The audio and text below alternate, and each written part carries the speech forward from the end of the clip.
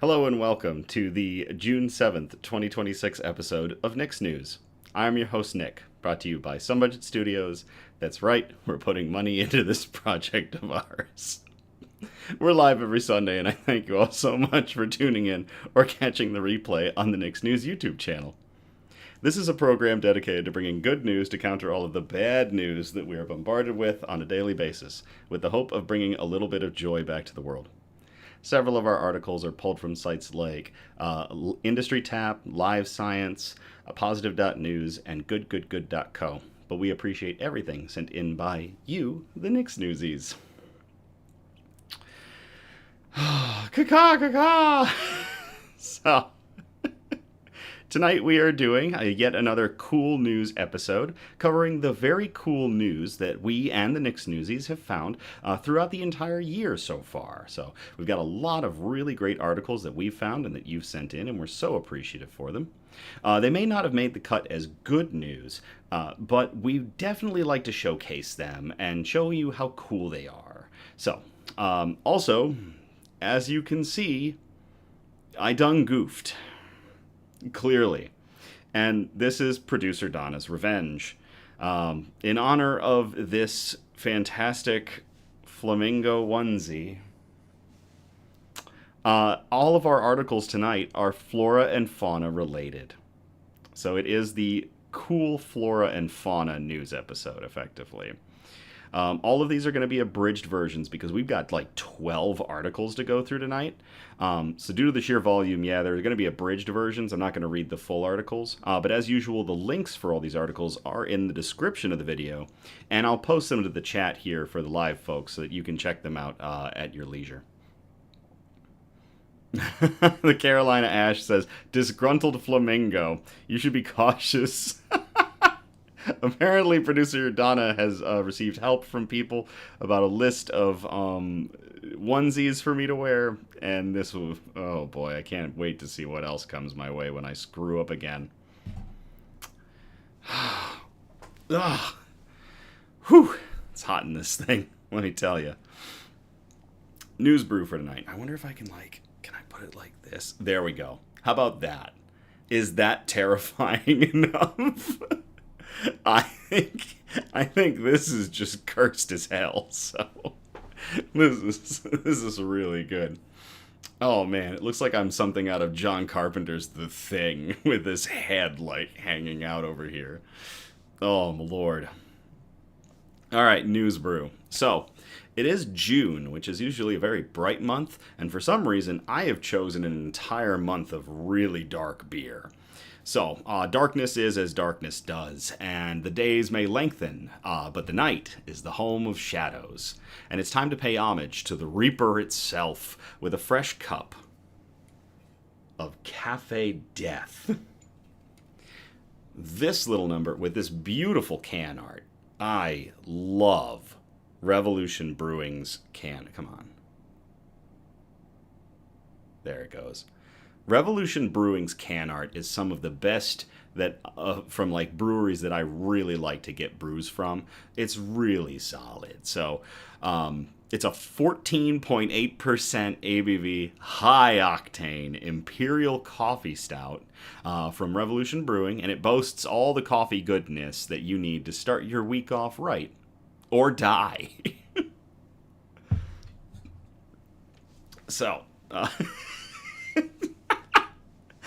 Carolina Ash says, Jesus, it looks like it's ready to give up on you and life. Well, maybe this beer got to it before it'll get to me. Hey, Christian. Hey, Ben. I was just at Waypoint. If my voice sounds like absolute trash throughout this broadcast, it's because this whole weekend I was at the Waypoint LARP. Had a fantastic time. It was great seeing everybody. But man, is my voice just totaled because of the pollen and the dust. So, all right, let's get this news brew poured. Because it is an Imperial Stout, we are going to go overboard with the Harpoon Limited Edition snifter. And we'll get into the theatrics of a 5-minute pour. We don't need the Balisong bottle opener because it's a can, so we'll just blow the gain on the audio. That was a good one. Now, it's a Revolution Brewing Stout, so I'm expecting this to look like straight motor oil. Well, It ain't disappointing.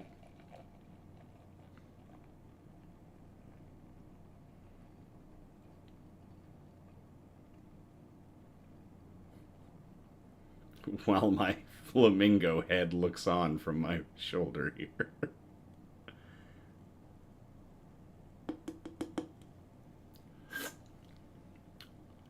Oh, wow. How's it smell? Dark as could be, dark brown head, and that first little taste I took. Oh, there's a lot going on in there. Oh, wow. That is solid. I'm looking forward to that one. Caroline Ash says, looks vaguely like molasses. Yes, a lot of these heavy stouts do. They loathe beer, but they love coffee. This one has you torn. Well, it doesn't have me torn. I know I'm going to enjoy it.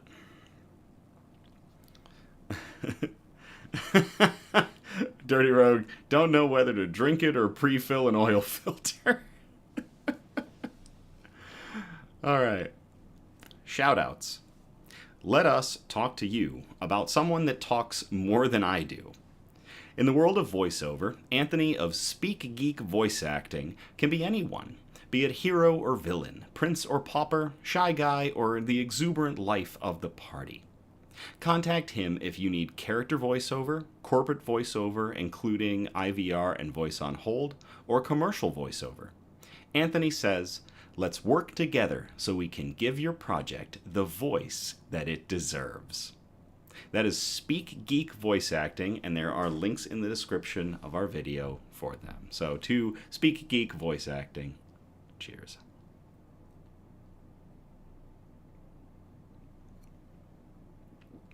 Hey, Becky. Oh, wow. That's going to make me forget about how bad my throat feels from all of the pollen and dust of the LARP weekend. Like, instantly. Ooh. Alright. Another shout out. It's like some fuzzies that came off of this thing. Happy Pride Month. To everybody that celebrates it, to everybody that is an ally, and to those involved. Happy Pride Month. Cheers.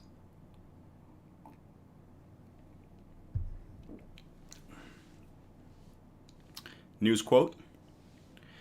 When all Americans are treated as equal, no matter who they are or whom they love, we are all more free. And that quote comes from Barack Hussein Obama II, who was born in 1961, who's an American politician who served as the 44th President of the United States from 2009 to 2017.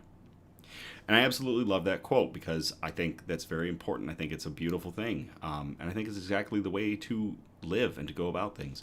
I've seen several different clips because it is Pride Month. Obviously, you know, a lot of the feed is going to get flooded with clips, perhaps from celebrations and parades to battles against state legislators to talk about what love is. And so it really rings that when you have love, there is freedom with that. So I really love this quote. When all Americans are treated as equal, no matter who they are or whom they love, we are all more free. Thank you for that one, former President Barack Obama.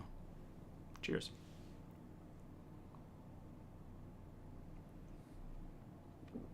Becky asks, where does one get a onesie like that from?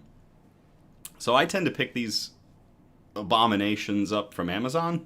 There's a couple of different distributors that I've gone through with Amazon because they come in on time. I was actually kind of worried that this guy was not going to make it on time, but luckily it came through. So most of the time Amazon. Nico got theirs from Amazon, so yeah. Bug news. Oh my god, oh my god, oh my god. Elmira, our giant vinegaroon, has officially woken up. Of course, how do I find this out? I was gone all weekend. Well, I came back, and after getting a couple things done, I came here into my studio to look at the bugs and to check up on them. And what do I see but a water dish filled with dirt and a new tunnel down into the substrate. Our favorite land lobster, Elmira, has finally woken up. So expect some pictures on the Instagram of her in the coming days. Apart from that, all is well in the bug world. Nico has a flying squirrel, a mushroom, and a Mothman onesie. Christian says, classic dirt in the water. I don't know what it is. I have seen Elmira drink, so I know that she consumes water when she needs to. But otherwise, if she's just in a mood, all of her dirt goes into the water dish. I don't know what it is with the species. I have not found that as like a behavior in any of the articles I've read about them when I set up to care for one. So she's just she just hates dirt. Is she out right now? No, she's not. That's just more dirt. It's just a ton of dirt. Oh. All right. Let's get into our cool news. So our cool news, it's all flora and fauna, or plant and animal related, but we still are going to have our 4 major categories, which are tonight, cool science and technology, cool health and medicine, cool flora and fauna, and cool wholesome notes, the really nice articles we like to end on. We are going to start in category 1, cool science and technology.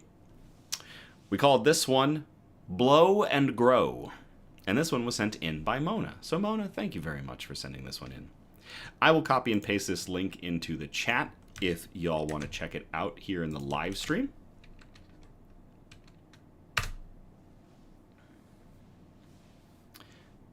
Pizza says, oh, we got tablecloths and a new curtain. Yes, we stand new set dressing. This ain't permanent, I promise you.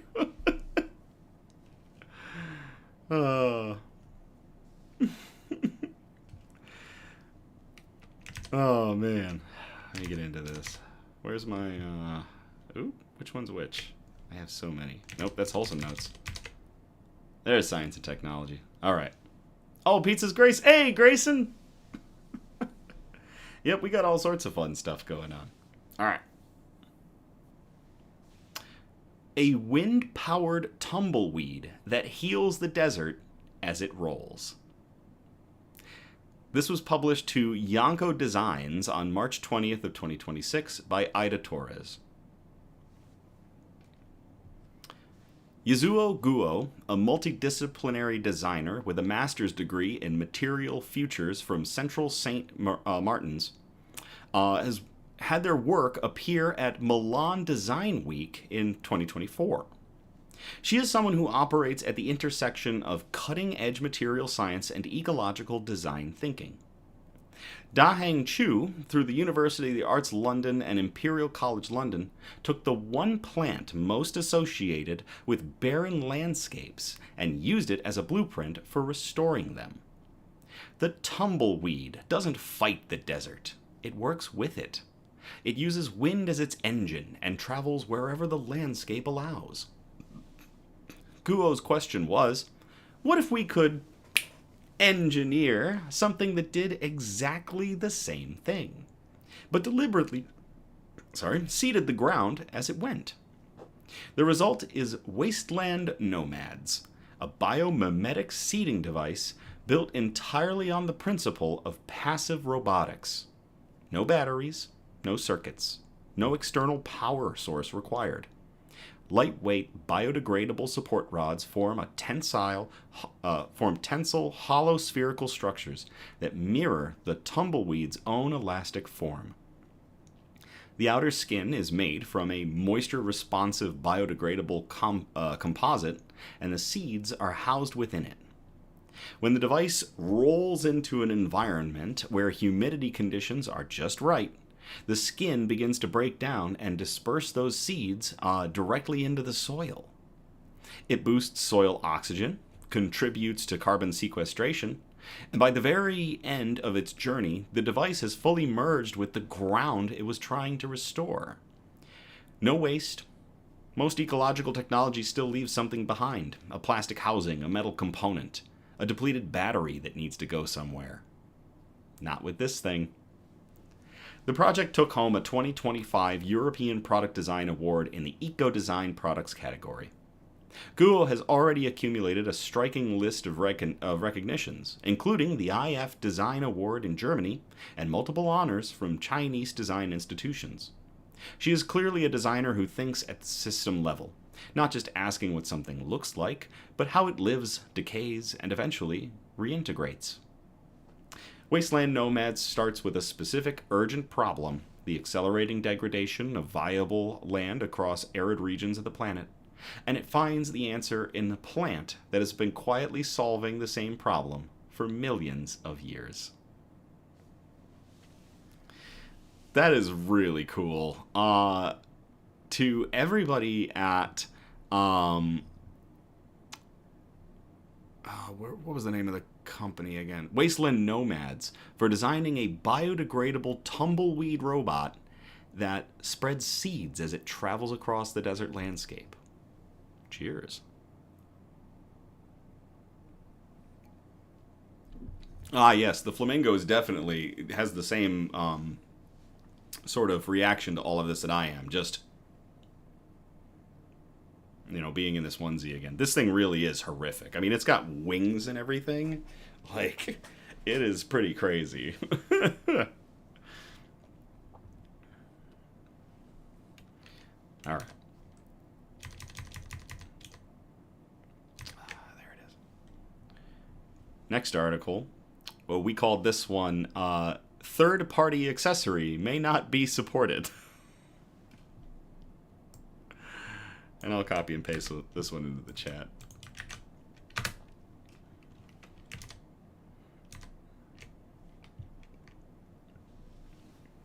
Whew. Clever kid builds phone charger powered by pet hamster. Oh, shoot. Mona, thanks again for sending in that last one. That's my bad.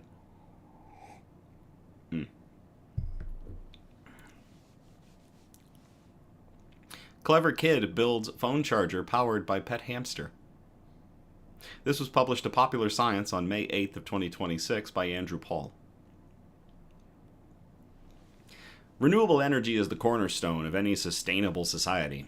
But why limit your options to wind or solar installations? In the United States alone, over 1 million homes host a tiny, furry alternative power source without even realizing it. As a young YouTuber known as Flamethrower recently demonstrated, it's time for hamsters to start pulling their weight around the house. The idea came to Flamethrower after his brother received one of the tiny pets for his birthday. Although adorable, naturally nocturnal hamsters are often up at all hours of the nighttime. And while they're up, they're usually running. While laying awake to the sound of a spinning, squeaky wheel, the amateur engineer realized how to make the best of an unexpectedly annoying situation. Turbines help generate most of the world's energy, and the underlying principles are simple enough. Electricity funneled through wires to a motor will make it spin, but the reverse is also true. Spin a motor, and electricity will generate through its terminals into battery storage. The fundamentals are basically the same, whether a turbine spins thanks to steam, wind, or hamsters. When you look at it, I was having this conversation with my girlfriend, and it was so wild that like 9/10 of our power generation is just heat water to spin turbine. And it really is just a mess. I absolutely hate that most of our power comes from just heating water, but we do what we can. Kevin asks, what is Nick wearing? I done goofed, so I'm wearing a flamingo onesie. But it's really hot to wear that, so I'm keeping the head like here on my shoulder. Oh. However, a hamster-powered turbine is not the easiest project to design. As the YouTuber explained, a 5-volt DC motor hypothetically needs to spin at over 10,000 RPM to simply reach a smartphone's standard 15-watt charging speed. Even if such a superpowered hamster existed, its speed would likely cause the motor to melt before it provided any juice to the battery, and therein lay another issue. Batteries don't only store energy, they're designed to provide electricity at a steady current when needed. However, a standard battery also must receive a higher voltage than it stores in order to amass any reserves. Part of the solution came from a device known as an energy harvester module, which takes small voltages and amplifies them to an acceptable level for a battery. But the problem is that the amount of required voltage increases in direct proportion to the energy that's being stored, meaning yet another unfeasible hurdle. The hobbyist ultimately relied on a system called maximum power point tracking to calculate the optimal input and output proportions for the energy harvester and a few other components. All that potential energy is only as good as the battery that stores it. The YouTuber relied on lithium-ion cells salvaged from a broken electric scooter. Flamethrower hooked up his rig to the hamster wheel axis, then gave his brother's pet the night to get its steps in. The next day, he attached his phone via a USB cable charging port to test the whole thing for the first time. The initial setup worked flawlessly, although it charged at a snail's pace. Naturally, he booted up his thermal camera nearby to investigate any pain points in the system. It turns out the issue didn't have anything to do with the hamster wheel charger itself, but with outdated USB cables. After swapping that out with a newer replacement, phone charging sped up dramatically. As absurd as it appears, it's hard to argue with such an ingenious source of free electricity. The way Flamethrower tells it, the rodent may be more reliable than solar or wind energy. It's supposed to be nocturnal, but I'm starting to think it never sleeps, he said. This is wild.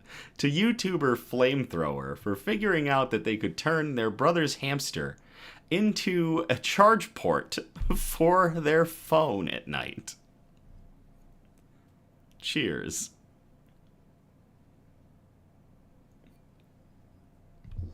Hey, Charlie.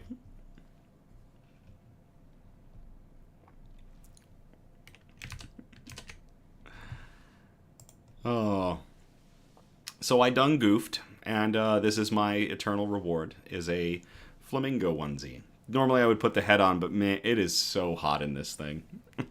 This one really is. I think this one is the worst one of the bunch. Like, I am sealed into this sucker. This is horrible. Oh. Alright. Next article we called, "And the 2026 Rock and Roll Hall of Fame winner is..." And I'll copy and paste this into the chat if y'all want to check this one out. And again, all of our articles are in the description if you want to check them out at your leisure. We highly recommend you do, because these sites are amazing. They find this good news. They write these articles. It's really great stuff. They deserve the traffic.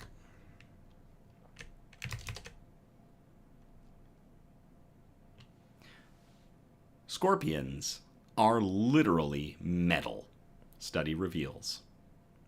This was published to Gizmodo on April 28th of 2026 by Ed Cara. Scorpions are part of the arachnid family, though they split off on their own branch around 435 million years ago. In fact, we might have found fossils of one of the largest scorpions that ever existed, and it was bigger than the tanks that I house my scorpions in. Damn. They're thought to be one of the first animals to have jumped from the sea to land, and they've been a rousing success story ever since. Much of their success is due to their body shape, which has remained remarkably consistent to this day. They're basically an armored land lobster with a murder tail. Their grasping pincers and rapidly striking tail, equipped with a stinger that delivers potent venom, can be used to both subdue prey and defend against potential threats like predators. Previous studies have shown that some species have metal in their pincers and tails. That said, it wasn't known if this was a universal feature or whether the composition and location of these metals could differ in relevant ways throughout the large order of scorpions, because there are a ton of different types of scorpions, according to the researchers. Thanks to the National Museum of Natural History's extensive collection of preserved samples, the researchers were able to study 18 species representing different broad groups of scorpion kind. They used high-resolution electron microscopy and X-rays to closely examine the scorpion's pointy appendages. They found several similarities and differences between the various specimens. Zinc was the most prevalent metal found at the very tip of a scorpion's stinger, for instance, followed by a layer of manganese. The scorpion's pincers tended to have either zinc or a mix of zinc and iron, though typically only on the cutting edge. That suggests these metals are critical to ensuring the durability of these weapons when hunting prey. And the more zinc a scorpion had in its tail or pincers, the less it had in the other, indicating an evolutionary trade-off, according to Campbell. Surprisingly, the researchers found less zinc in species that had stronger pincers for crushing, contrary to the expectations that zinc would be vital for boosting the strength of these weapons. This means that scorpions with slender, weaker claws have higher concentrations of zinc in their claws, likely to improve wear resistance and hardness where physical leverage is lacking, Campbell said. Though scorpions might rely on them in different ways, they're probably all at least a little heavy metal, the researchers say. So put up the horns for scorpions, because that is some heavy metal cool news. To everybody involved with the study, finding out that scorpions utilize metal in their pincers and their stingers to bolster the strength of these tools for them. Cheers.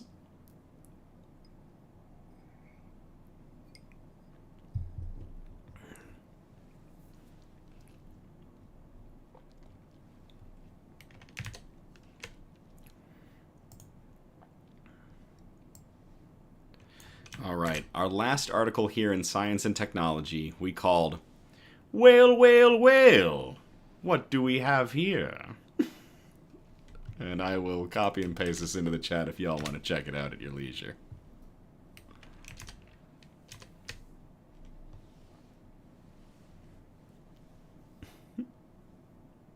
I wish while I was reading that article that one of our scorpions would show its pointy face, but nope, they're both just kind of snugged up for a moment.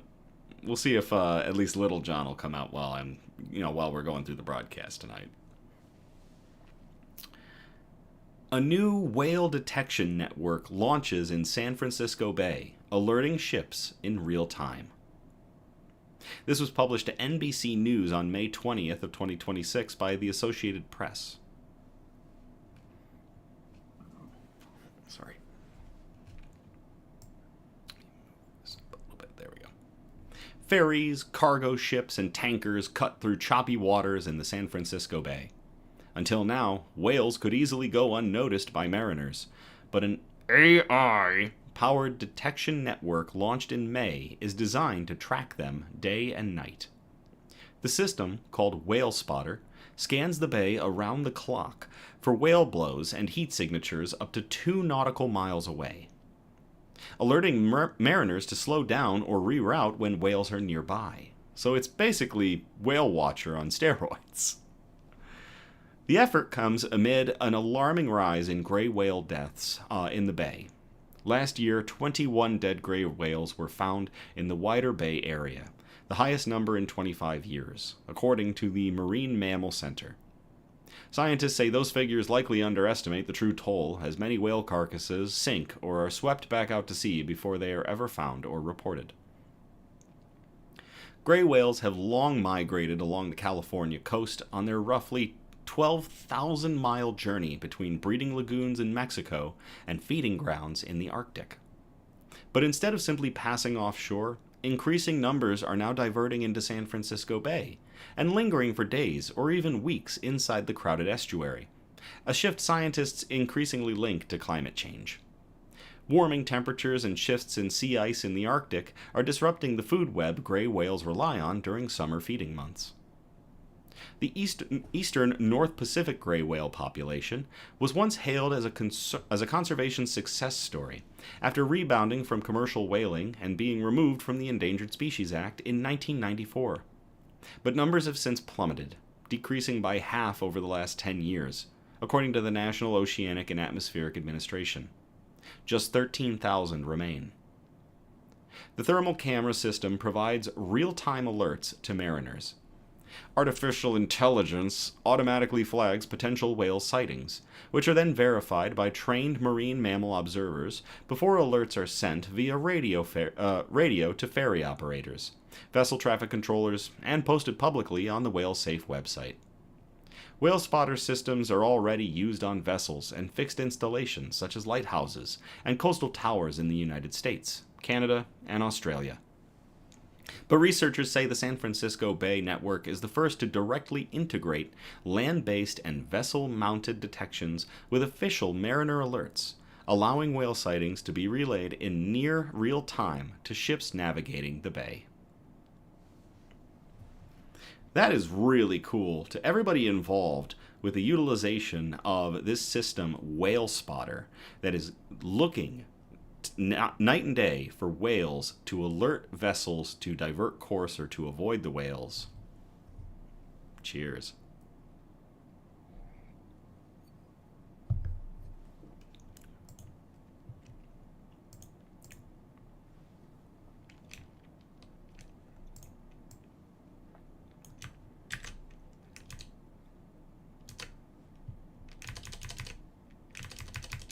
There it is. I was trying to find our next one. So that's going to get us out of science and technology. We're going to get into category 2, cool health and medicine.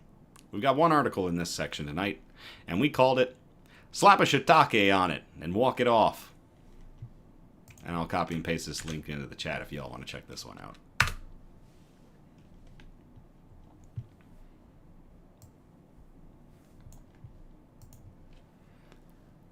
A medical use for mushrooms you haven't heard about.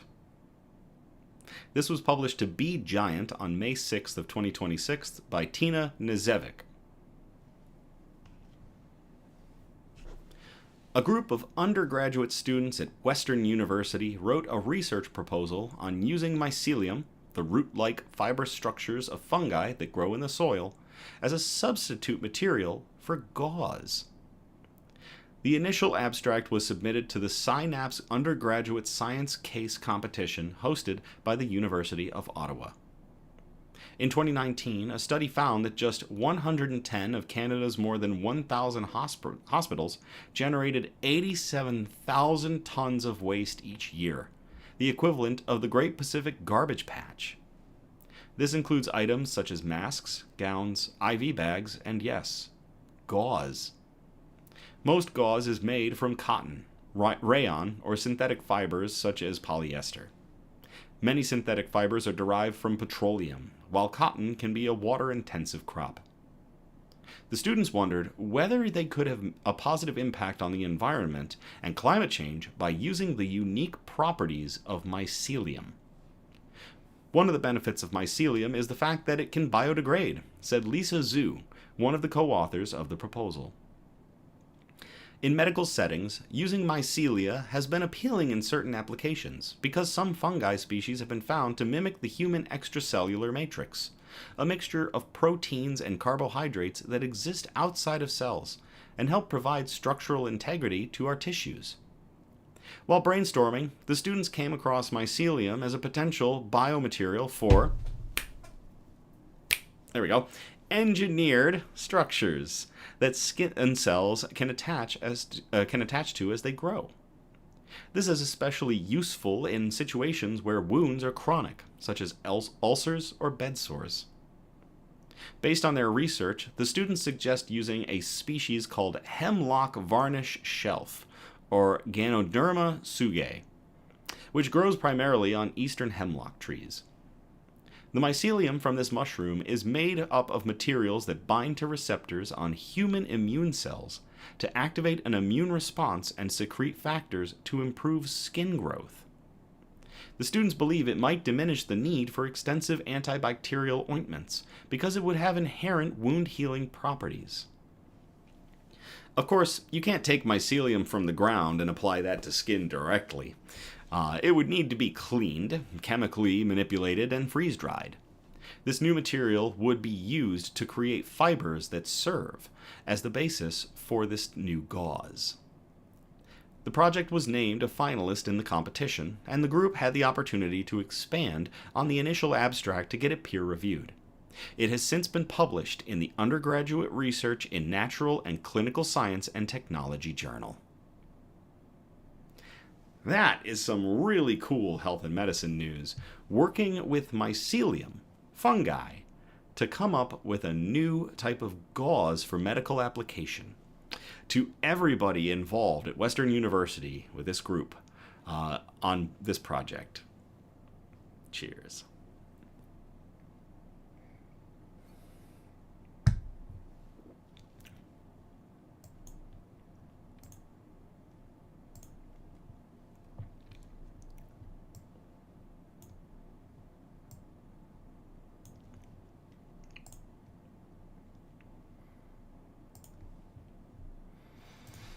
So like I said, we only had the one article in Health and Medicine, so we're going to move on to Category 3, Cool Flora and Fauna, which this whole episode is basically, comprised of. So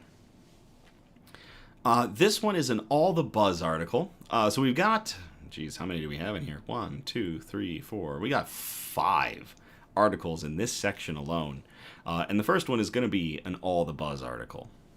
I'll copy and paste the link. Y'all can check this out at your leisure.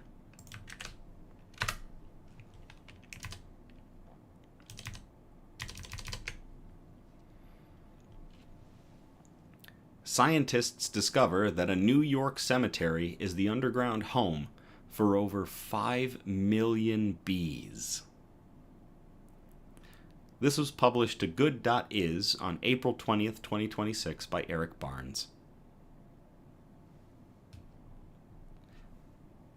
East Lawn Cemetery in Ithaca, New York, is not just the home of departed humans. It is also the underground burrow housing of over 5 million bees. While there have been records of bees emerging from the grounds of East Lawn Cemetery since 1935, it wasn't until 2023 that a study of its scale was measured. In April of that year, a team at Cornell University began field work by setting up 10 emergence traps made of tents over the bee's nest.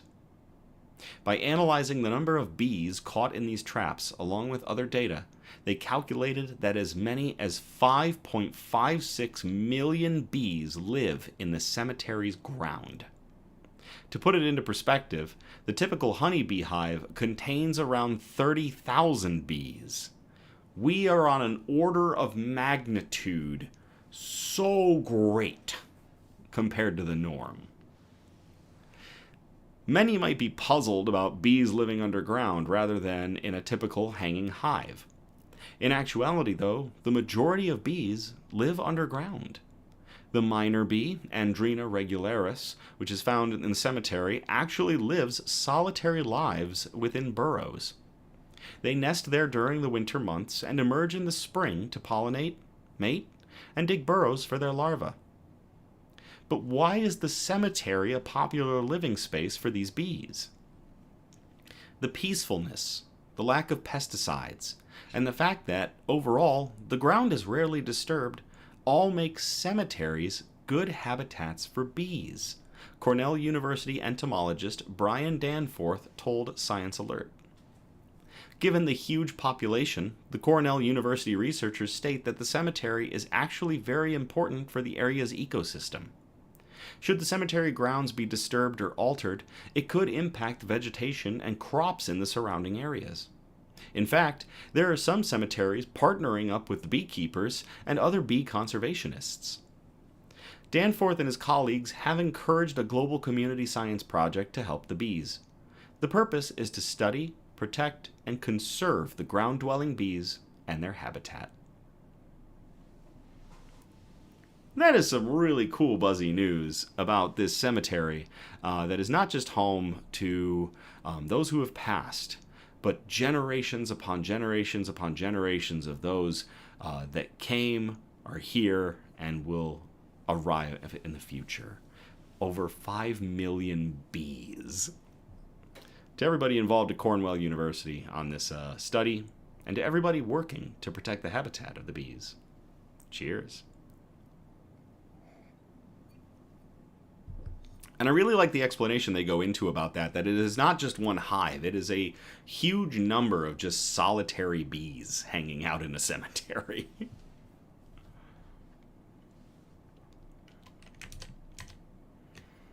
Oh man, these article titles are all so punny. I was told that a literal army of individuals came together to do these article titles, so kudos to all of you. This next one we called The Anomalies in This Thing Are Preposterous. I have copied and pasted the article in the chat if y'all want to check it out.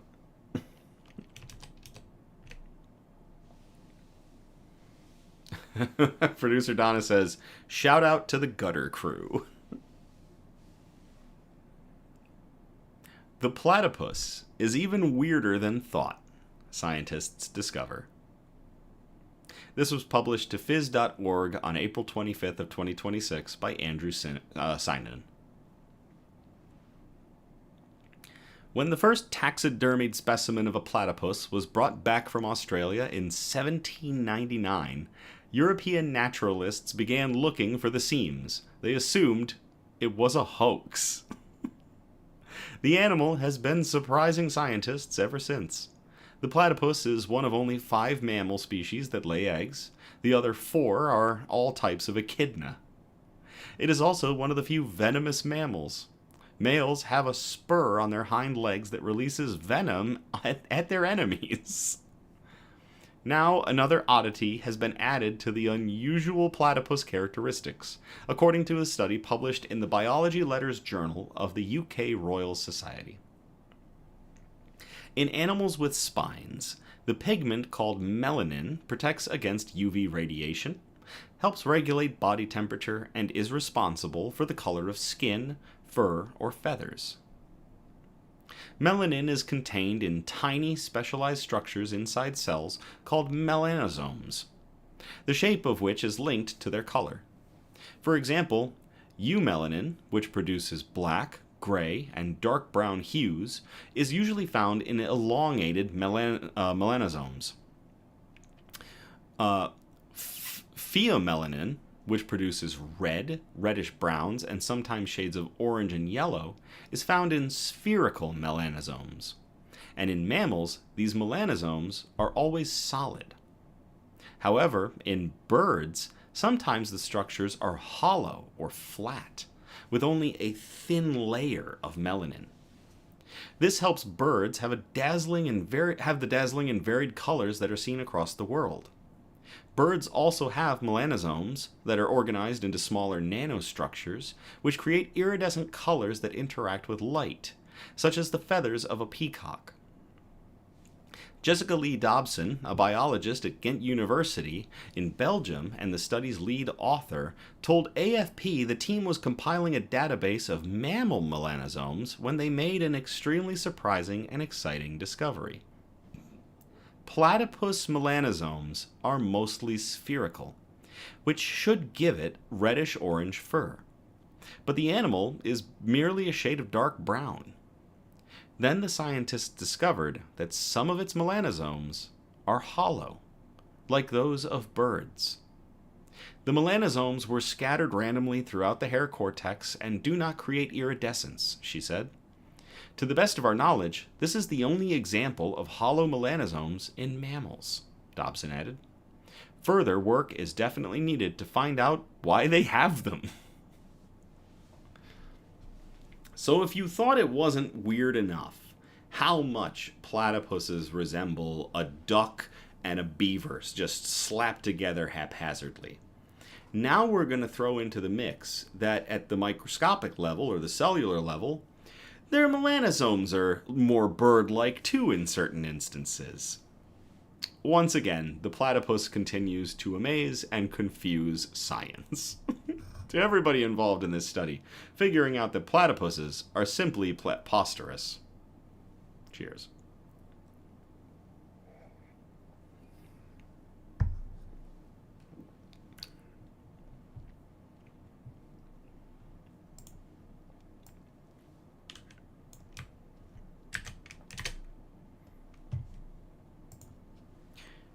We've got another beaver article. So we have added to our rotating list of specific titles, Beavers Always Build It Better. And I will copy and paste this into the chat if y'all want to check this out. Canada has the world's biggest beaver dam, and it can be seen from space. Space. Can you imagine being like up on the ISS and you look down and it's like, oh damn, that's a big beaver dam. 5 times fast, Nick. Beavers always build it better. Beavers always build it better. Beavers always build it better. Beavers always build it better. Beavers always build it better. Beavers always build it better. I think that was 5.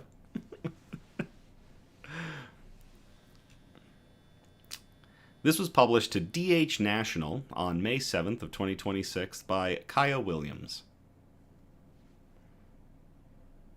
If you thought beavers just built small dams in quiet ponds, this might change your entire perspective. Hidden deep within Wood Buffalo National Park in Alberta, there's a beaver dam so big that it is visible from space. Yes, space. Spanning roughly 800 meters long, it is considered the largest beaver dam in the world, according to the Government of Canada. It's believed to have expanded over decades by generations of beavers. Most people will never see it in person. The dam is located in a super remote part of Wood Buffalo National Park, which is already one of the largest national parks in the world. Because of its isolation, there are no easy roads or viewpoints that lead directly to it. If you attempted to travel there, it would take about 9 days to reach the dam itself, and you would face extremely remote terrain, thick brush, and wetlands, which is exactly why it remains so untouched. But that's part of what makes it so interesting. It's not overcrowded it's not overcrowded or overly touristy. It's just quietly existing out there, built entirely by nature. Charlie said, now say it with... I'm thinking Charlie meant to say it in a different way. Dirty Road goes, space. According to Parks Canada, the dam is so large that it can be seen from space, and was first identified in 2007 through satellite imagery after its size made it visible. Beavers are known for their engineering skills, but this takes it to a completely different level. The structure itself is made from sticks, mud, and other natural materials, all carefully placed to control water flow and create a stable habitat. Over time, as more beavers contribute, the dam continues to grow and evolve. It's such a cool reminder about how much wildlife can shape entire landscapes without us even realizing it. Charlie says, sorry phone froze, was saying, now say it with a Boston accent. Beavers always build it better. Beavers always build it better. Beavers always build it better. Beavers always build it better. Beavers always build it better. Beavers always build it better. I believe that suffices for your criteria. To everybody involved up in Canada, spotting this amazing 800-meter long beaver dam, the largest beaver dam known in the world, and visible from space. And to all the beavers that have been working on this project undisturbed in the wilderness. Cheers.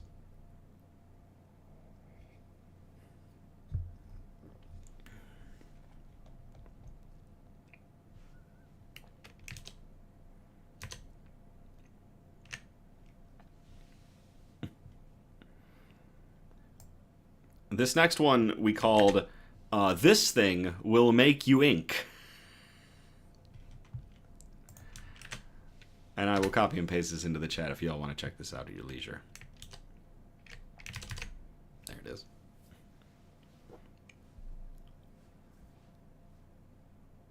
Rare giant squid found in Western Australia. This was published to News Nation on May 10th of 2026 by Jordan Perkins. Scientists have uncovered evidence of a giant squid in waters off Western Australia for the first time in more than 25 years.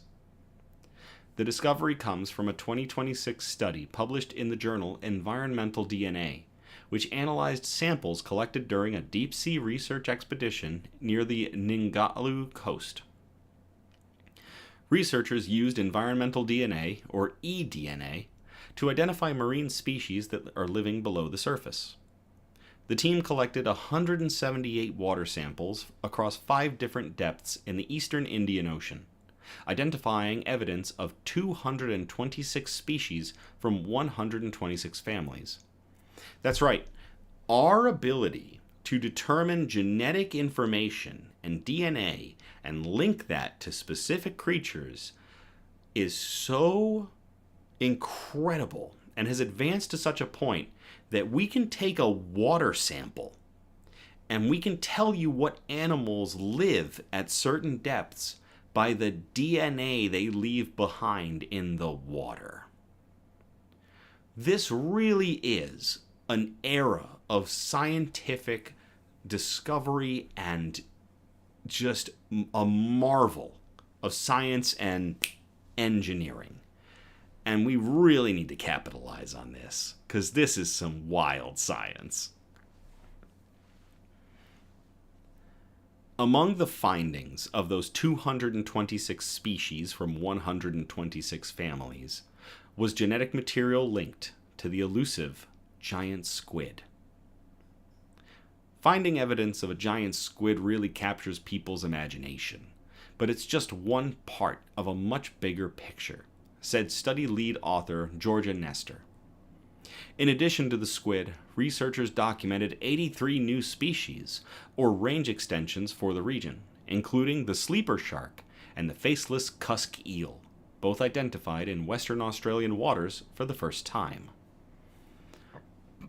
According to the Smithsonian Ocean, the largest giant squid ever detected was 43 feet long. That is the length of a school bus. Researchers first filmed a live giant squid in its natural habitat in 2012, and that film was something unbelievable. I got chills the first time I saw that footage. Before that, the only other ones that were found were either dead or dying. I think any time I see footage of like a giant squid or a colossal squid, I get chills, because it's so crazy that these things have existed on our world for so long and we have such little evidence of their existence, and we haven't seen them ever, and we're finally seeing them, and it is beautiful and terrifying at the same time what is just swimming around in our ocean. The oceans of the world. So, to everybody involved in determining that the giant squid is indeed living off the coast of Western Australia, cheers.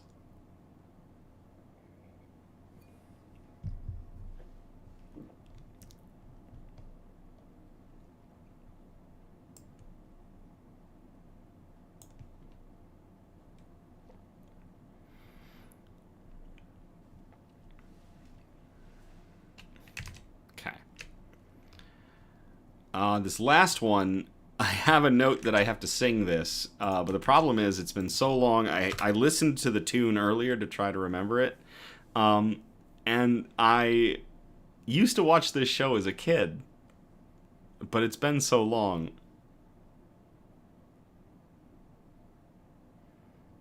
So I'm going to do my best. Those of you who may have children may be more accustomed to this tune nowadays, so here we go. Sunny day, sweeping the clouds away. On my way to where the air is sweet. Can you tell me how to get to Sesame Street? Producer Donna said I didn't have to sing it, but I was already in the zone, so I really love that. Scientists fell in love with this underwater snuffleupagus 23 years ago. It's finally being recognized as a new species.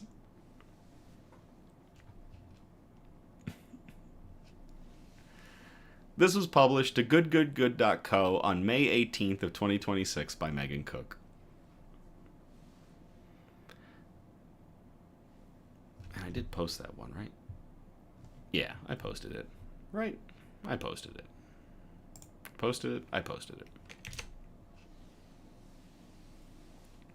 In 2003, marine biologist David Harasti was diving off Papua New Guinea when he spotted a small, fish-like creature flitting through the water. It was something very red, very hairy, and unlike anything he had ever seen before. He went back to the same dive site 6 more times, but he couldn't find it again. The fish stayed on Harasti's mind, so he recruited the help of Graham Short, an ichthyologist and taxonomist of the California Academy of Sciences and the Australian Museum. Together they worked with with Great Barrier Reef divers and looked through countless museum shelves in their mission to prove that the sea creature was real. Through their research, they confirmed that Harasti had spotted a new species of hairy ghost pipefish from the Southwest Pacific. If you go to the article, Becky, there is indeed. Here, I'll post it again just to make sure I've got it in there. Check out the article. I'm 99% sure there's a picture of this thing on it.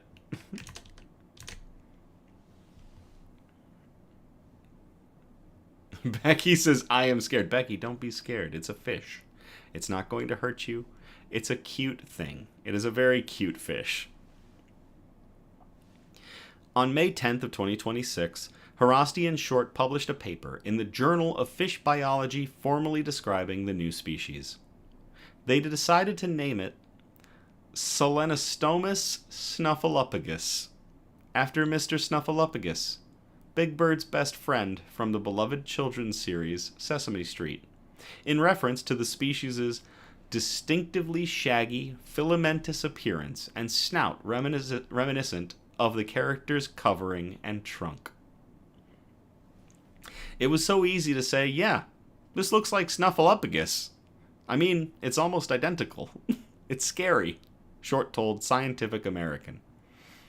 We may have had a few drinks and decided to email Sesame Street Australia, he added, saying that they answered the following day and gave their blessing for the name. The S. snuffleupagus is now the 7th known species of ghost pipefish. All ghost pipefish share common ancestry with Syngnathidae,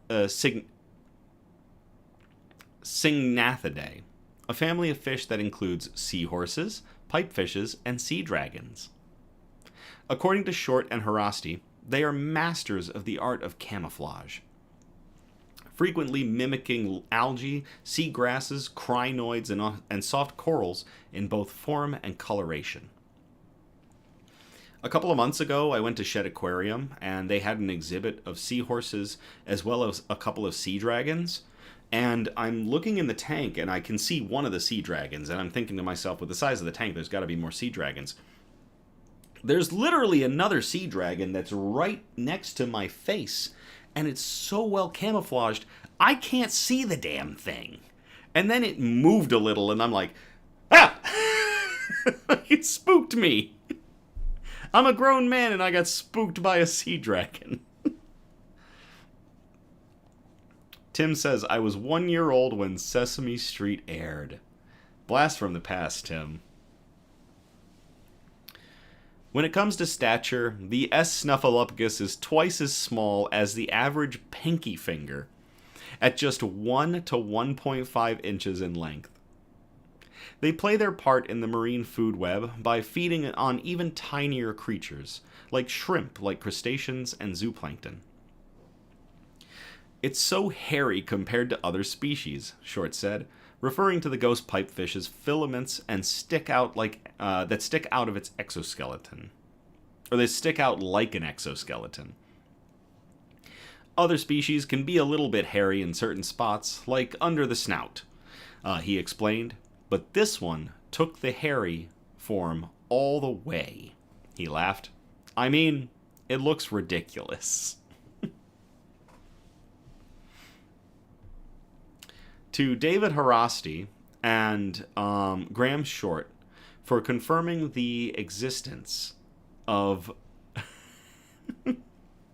the Selenostomus snuffleupagus, a ghost pipefish that reminds us of a beloved Sesame Street character. Cheers.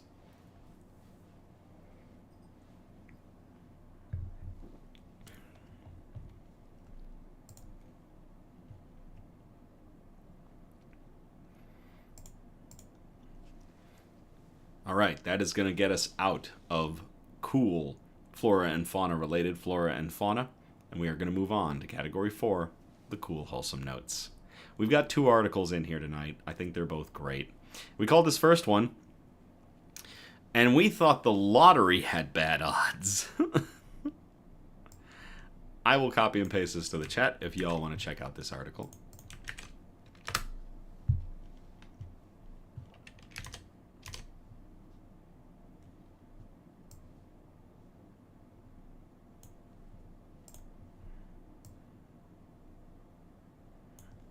No, what are you doing? No. Put you right, there we go. 1 in a million bison calf born in Iowa. This was published to Popular Science on May 8th of 2026 by Lara Bisis. I have been given a pronunciation warning. Producer Donna is so calm and cool and awesome that she has given me a pronunciation warning about some a term in here that is, I believe, a Cherokee term.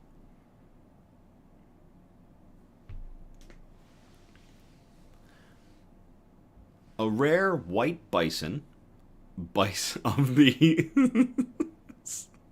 of the species name bison calf was born at the Neil Smith National Wildlife Refuge in Prairie City, Iowa. Most newborn bison are born with a reddish or brown coat, and the National Park Service estimates that white bison are born every 1 in 1 million births. A white bison calf was born at Yellowstone National Park in 2024 and was the first recorded there ever. There are currently 81 bison living at the 6,000-acre wildlife and plant refuge. As of May 5th, 9 calves have been born in the spring.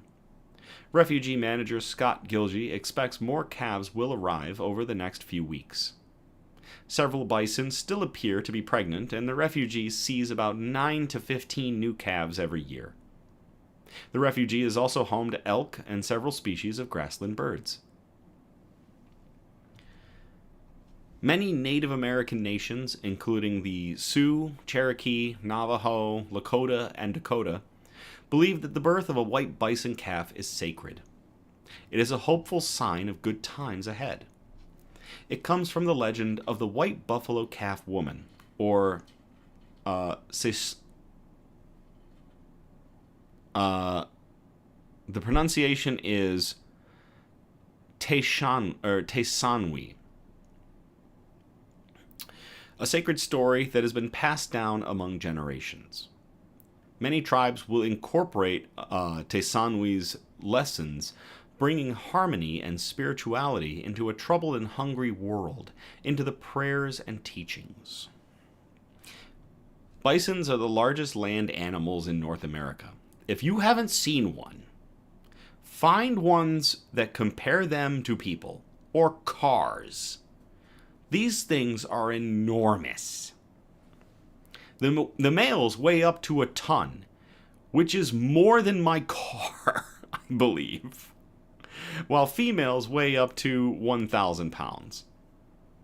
While wild bison are rare, they are no longer considered endangered or threatened due to decades of conservation efforts. Approximately 30,000 bison managed by conservation groups live in public and private herds across North America. Let me double check that. Does this thing weigh? Does a bison weigh more than my car? Let's see. No, it doesn't. My car is a little heavier. If it was in kilograms, I would have had that correct, but that was in pounds. Darn. Still gigantic. It weighs a ton. A ton. It's 2,000 pounds of whoop ass. Charlie says, still want a pet. Charlie, no. You can't touch this thing. No. To everybody involved at these national wildlife refuges, to everybody involved with the continued conservation of the buffalo, or the bison, sorry, and to this rare white bison calf that was born. Cheers.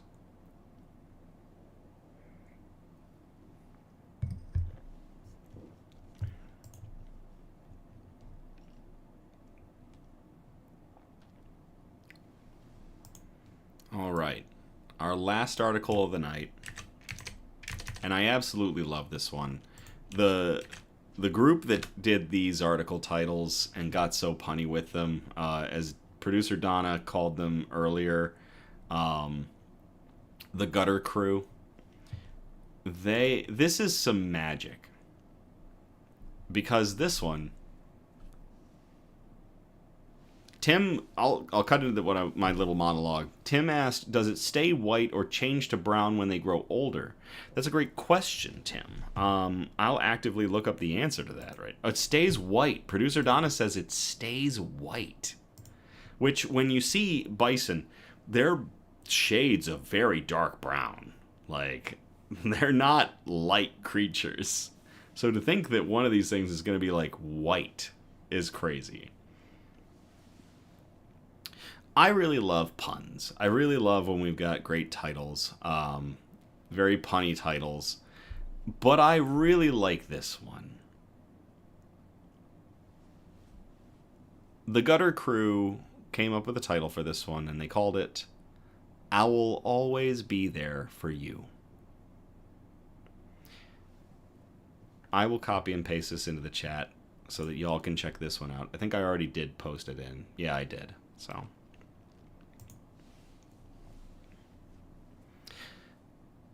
Casper, the foster mom owl, has raised hundreds of rescued owlets as her own.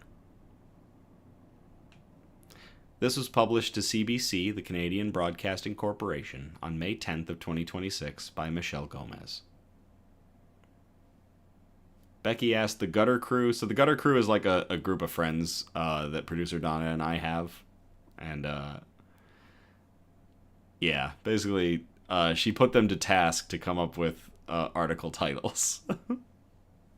Because she asked me if I wanted to name some of the article titles, given that this was going to be like a big cool news one, and I was like, nah, go ham. You got this. So. She's a strong, independent woman with over 500 kids. Great horned owl Casper has taken that many owlets under her wing during her 26 years at the Orphaned Wildlife Rehabilitation Center in Delta. And nothing comes between Casper and her babies. She's got a little edge to her, let's say, said Rob Hope, manager of the society. Casper's maternal instincts are strong, and her aversion to humans is even stronger. An important trait for the babies to learn, according to Hope. She is currently fostering 4 fledglings, all rescued from different circumstances and all around the same age, between 6 and 7 weeks. Hope said she demonstrates important skills that will be crucial for when they are released, like flying, catching prey like mice, and fearing humans. They look up to her, they follow her, they mimic her, said Hope.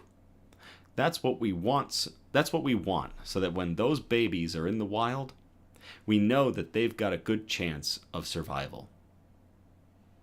The Society rescues, rehabilitates, and releases various raptors like eagles, falcons, and owls. Casper came to the Society in 1999 after getting caught in a leg hold trap in Prince George. With missing talons, Hope said she would not do well hunting in the wild. But she proved to have other talents. Her inner mom kicked in the first time she was around a baby owlet, according to Hope. He said she immediately tried to get in the baby's cage, and once volunteers removed the cage, she was feeding the baby within an hour. The Society said she was already an adult when they found her, and estimates she is in her late 20s. According to the Northwest Wildlife Preservation Society, based in Vancouver, great horned owls can live well into their 30s in captivity. Hope said the matriarch takes the lead in raising the babies, allowing volunteers to minimize contact with them. He said her current fledglings will stay with her for about another month before moving on.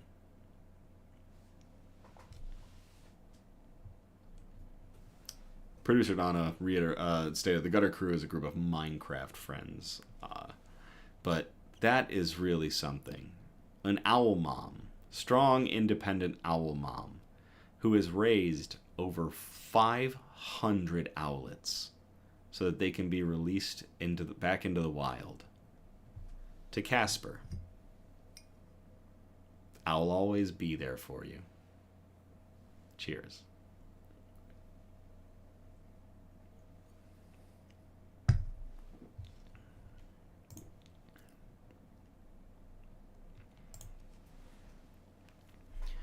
Well, that's going to do it for us tonight. 12 amazing articles. 12 amazing, cool news articles. And some real good, wholesome notes there at the end. Thank you all again for tuning in or catching the replay on the Nix News YouTube channel. Again, we're live every Sunday, and our next episode will be back to being a good news episode on June 14th of 2026.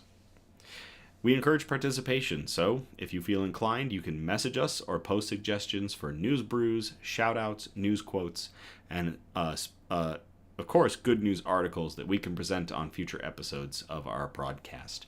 If you send in a bunch of articles, try to spread them out across our 4 major categories, which are usually science and technology, health and medicine, flora and fauna, and wholesome notes. The really nice articles we like to end on, like Casper, the owl mom. You can message us on Facebook or Instagram or email us at somebudgetstudios@gmail.com. Links are down in the description of the video.